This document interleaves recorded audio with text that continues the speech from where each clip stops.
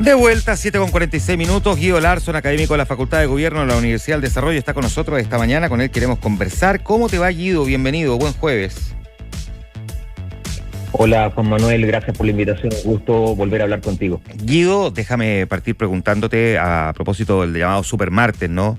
En Estados Unidos. Está bastante claro y despejado que Donald Trump es el candidato del Partido Republicano y que pese a los corcoveos de algunos es Joe Biden el candidato del Partido Demócrata, y por lo tanto se define, ¿no? Y se perfilan ya con nitidez los candidatos a esta elección. Se repite el escenario de la última elección presidencial norteamericana, pero podrían tener un destino distinto. Déjame partir preguntándote primero. Hablemos primero del Partido Republicano, si realmente Donald Trump, o más bien, si algún candidato contrincante de Donald Trump tuvo alguna oportunidad realmente o fue solo un saludo a la bandera, digamos, porque hemos visto cómo se han venido bajando, casi como cayendo como fichas de dominó los otros postulantes del partido opositor en el gobierno. Sí, mira, una de las cosas más interesantes que que ha ocurrido durante la primaria republicana tiene que ver con la pregunta de la diferenciación, es decir, cómo el resto de los candidatos lograba diferenciarse suficientemente de Trump para parecer atractivo y servir también como incentivo electoral. Pero la paradoja es que las encuestas mostraban que mientras más esfuerzos hacía una persona para diferenciarse de Donald Trump, peor le iba. Y mientras más se acercaba a Trump, mejor le iba.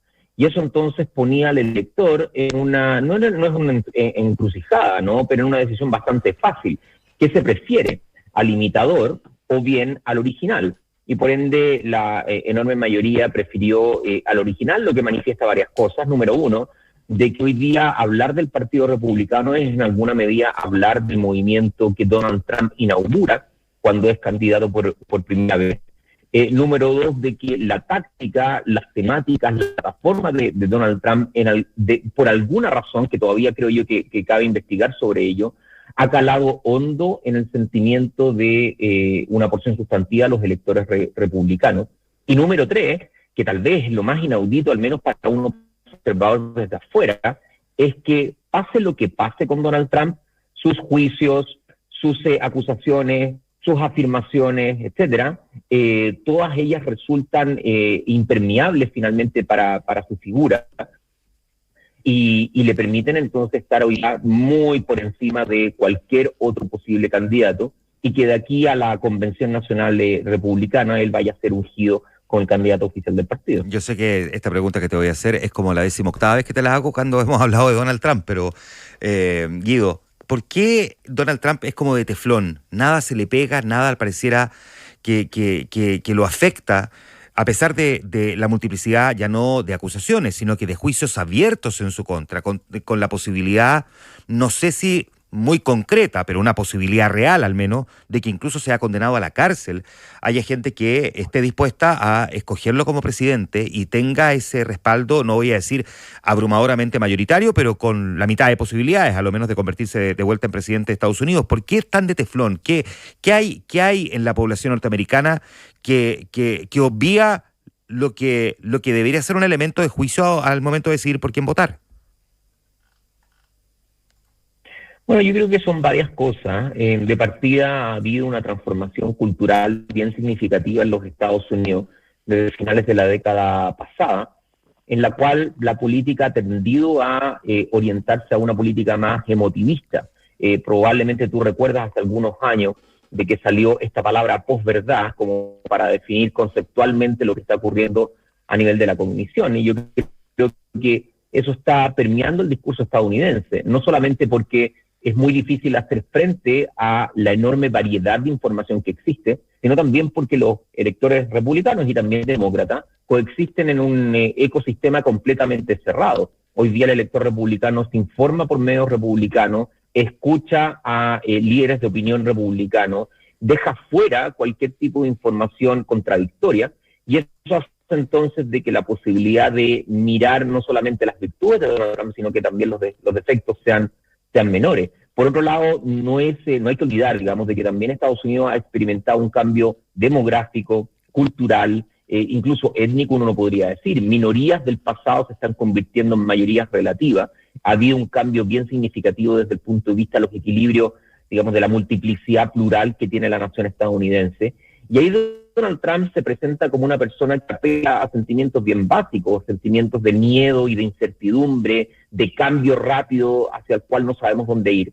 Y por eso ese discurso que mira más bien al pasado, que llama a ser Estados Unidos, América, great again, nuevamente grande, de poner mucho freno y mucho ímpetu a mirar con juicio y con incluso violencia, uno podría decir, cuestiones como la inmigración, etcétera, finalmente generan yo creo, una especie de tranquilidad psicológica para un votante que observa de que su medio ambiente inmediato ha cambiado con mucha rapidez. Esa rapidez provoca ansiedad y la ansiedad entonces obliga en alguna medida a mirar por referentes que dicen tranquilo, acá estoy yo, voy a detener finalmente esta vorágine de transformaciones que han alterado tu vida cotidiana. ¿Cuáles, creo perdona? que Trump ha sabido leer en alguna medida ese tipo de ansiedad. Sí, perdona.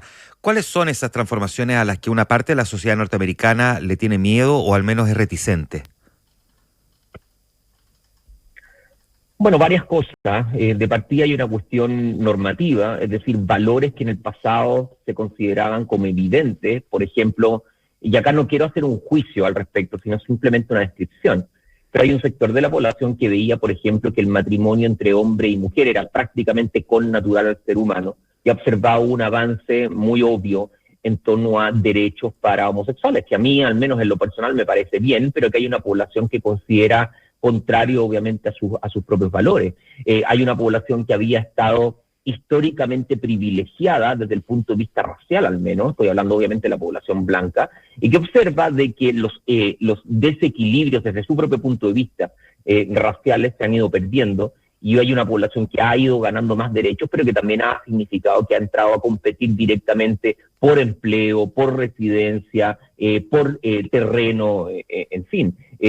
Vemos también de que, en general, también esto está probado, digamos, incluso estados que se encuentran más de carácter rural han observado la entrada de personas que vienen con otro tipo de carga valórica, emocional, espiritual, etcétera. Y estoy hablando, obviamente, de estados del sur de la frontera, donde el tema migratorio para muchos causa temor y causa ansiedad. Y detrás de eso, por cierto, coexiste obviamente una plataforma republicana tradicional, una plataforma que prefiere obviamente el crecimiento económico, impulsa el desarrollo de la economía independientemente de los efectos que eso, por ejemplo, tenga en el medio ambiente, etcétera. Entonces, creo que se ha coagulado, por un lado, un cambio muy profundo en los Estados Unidos que ha generado un impacto emocional y sobre el cual no solamente Donald Trump, sino que hay toda una plétora de políticos que han respondido frente a eso con una agenda conservadora y combativa, claro, respecto de una agenda más progresiva. Ahora conversamos con Guido Larsson de la Universidad del Desarrollo. Guido, hablemos del Partido Demócrata, porque no es nuevo el cuestionamiento a Joe Biden, no necesariamente respecto de su gestión, aunque también me gustaría que habláramos de ella, sino que fundamentalmente respecto de sus capacidades, y de sus capacidades físicas y mentales fundamentalmente, que han sido las que han quedado puestas sobre la mesa. Hemos visto a un presidente que prácticamente desde su comienzo ha sido más bien reticente a tener algunos tú a tú con periodistas, como es tradicional o era tradicional antes de Donald Trump con los mandatarios. Es un presidente que se ha visto en algunos momentos errático, con ciertos comportamientos, digamos, que algunos atribuyen a su edad o incluso a su estado de salud. A pesar de que se insiste en que es un presidente que está sano, a veces se le ve un tanto lento y un tanto confundido. Y que para muchos eso bastaba para que una parte de la población, como por lo demás lo vieron a demostrar las encuestas, considerara que era una de las personas más idóneas para seguir gobernando en Estados Unidos. ¿Por qué el Partido Demócrata se la juega por Joe Biden sabiendo de antemano, porque no es nuevo, esto viene hace un buen rato ya, y decide llevarlo igual como candidato a la repostulación? Bueno, yo creo que hay básicamente dos tipos de respuestas frente a eso. Una tiene que ver con el gigantesco peso que tiene la tradición en los Estados Unidos. Si uno toma los 46 presidentes que han habido en los Estados Unidos, solamente 6 de ellos han decidido no ir a una reelección siendo presidentes en ejercicio. Y de esos 6, apenas 3 son presidentes que quedan en el siglo XX. Entonces estamos hablando que no solamente el presidente en ejercicio parece atribuirse un derecho de ir a la reelección, sino que eso ha tendido finalmente a legitimarse históricamente y es muy difícil finalmente terminar combatiendo contra la propia historia. Y yo creo que tal vez desde el punto de vista más táctico, probablemente los demócratas tampoco quieren entrar en el debate respecto de, bueno, si queremos finalmente remover a Biden y evitarle, inhibirle finalmente su candidatura, la pregunta es quién lo reemplaza. Y como tú bien debes saber, la pregunta por quién lo reemplaza tiene un riesgo real de fragmentación del partido. Y para ganarle a Donald Trump, bueno, el partido requiere llegar unido finalmente a esta elección. Entonces, más allá de que Biden efectivamente ha dado muestras de cierto grado de confusión, carece de la energía que uno esperaría de un candidato, se le ve a veces confuso o errático. Él mismo ha dicho una y otra vez y ha repetido de que va a competir, y quienes estaban finalmente en la retina de algunas analistas como posible reemplazante, por ejemplo, Michelle Obama, han dicho que no tienen intención de competir y que quieren que Biden sea el candidato a presidente. De paréntesis, tú tenías toda la razón con la mención al inicio. La población estadounidense no quiere volver a repetir la elección del 2020, no quiere volver a repetir una elección entre Donald Trump y Joe Biden. Casi el 60% de ellos se niega a esta reiteración, pero las élites de los partidos no observan de que haya un candidato competitivo ni como Trump ni como Biden, y eso es lo que lleva finalmente a noviembre, en un escenario, y yo concuerdo contigo que va a ser muy complicado para Biden, particularmente después de las convenciones nacionales demócratas, cuando ya comienza a allanarse el camino para entrar en los debates presidenciales. Y ahí evidentemente Biden tiene una desventaja, a mi juicio, por su manejo, por su lentitud en comparación con Donald Trump y por la fuerza y beligerancia que Donald Trump ha mostrado en debates anteriores. Ahora, ¿había alguna figura, más allá de si quería o no quería competir, que le hubiese podido hacer peso a Donald Trump? Digo, en un caso hipotético, ¿no? Que Joe Biden hubiese decidido no repostularse o que el partido lo convenciera de que no lo hiciera. ¿Había alguna figura capaz de hacerle el peso a Donald Trump? Había dos figuras que tenían intención de competir. Una fue Kennedy Jr., que trató de apelar finalmente al apellido histórico, ¿no es cierto?, de los Kennedy. Uh-huh. Y el otro, una figura poco conocida, Williamson, que también estaba en la papeleta. Ninguno de ellos estuvo delegado y que el máximo porcentaje que alcanzó alguno de ellos fue 0,1%. La memoria me falla ahí, no recuerdo si fue Vermont o fue Virginia o alguno de esos estados. Y por ende no parecía haber realmente de capital político para lidiar con Biden. Insisto en el primer punto, es decir, si uno va a la historia, 3 presidentes durante el siglo XX han decidido no ir a la reelección.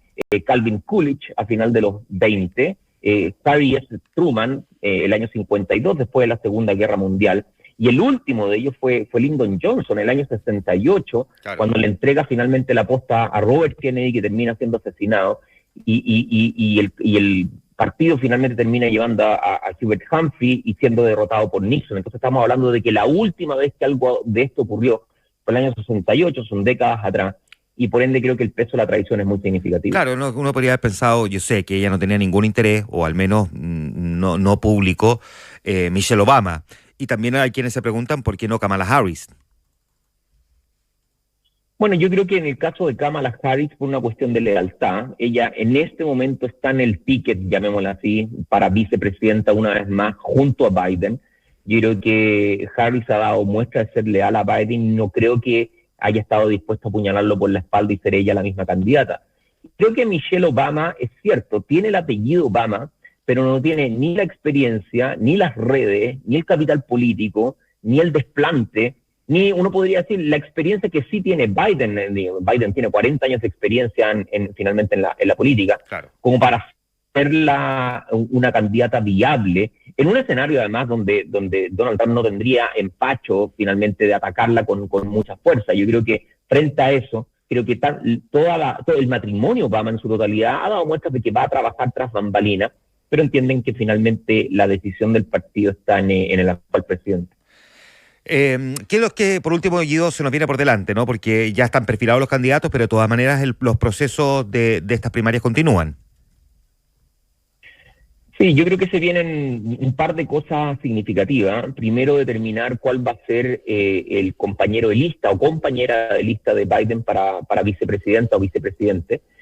Hay muchos nombres que han estado sonando y que van desde la congresista Stephanie en Nueva York, la gobernadora Noem de Dakota del Sur, en fin, el senador J.D. Vance de Ohio, incluso ex candidatos del propio partido como Vivek Ramaswamy y Tim Scott. No se sabe exactamente bien quién va a ser vicepresidente. Probablemente Trump también apele a cuestiones de lealtad antes que pureza ideológica, pero yo creo que esa va a ser una discusión que a partir de ahora se va a ver. Y lo otro va a tener que ver con cómo van a movilizarse finalmente los electores en un par de estados clave que todavía no han tenido elecciones. Tú debes saber de que la elección en último término también va a empezar a definirse por los llamados swing states, ¿no? Estados que, dependiendo de la elección, cambian de un elector a otro, de un candidato a otro. Y ahí hay que poner atención particularmente en lo que va a ocurrir en Wisconsin y Pensilvania. Wisconsin es en abril, Pensilvania me parece que también dentro del cronograma de primaria, para ver si eso nos entrega datos que nos permitan determinar cómo está votando el elector republicano, cuánto fervor hay sobre Trump y cuánto está Trump también alienando finalmente a un elector republicano que tal vez se siente republicano, pero con todo lo que ha ocurrido no está dispuesto a votar por el candidato. Muy bien, queremos agradecerte, Guido, estos minutos de conversación. Guido Larson, académico de la Facultad de Gobierno de la Universidad del Desarrollo, analizando lo que ha ocurrido esta semana con las primarias en Estados Unidos. Gracias, Guido. Gracias a ti, que tengan buena jornada. Un abrazo.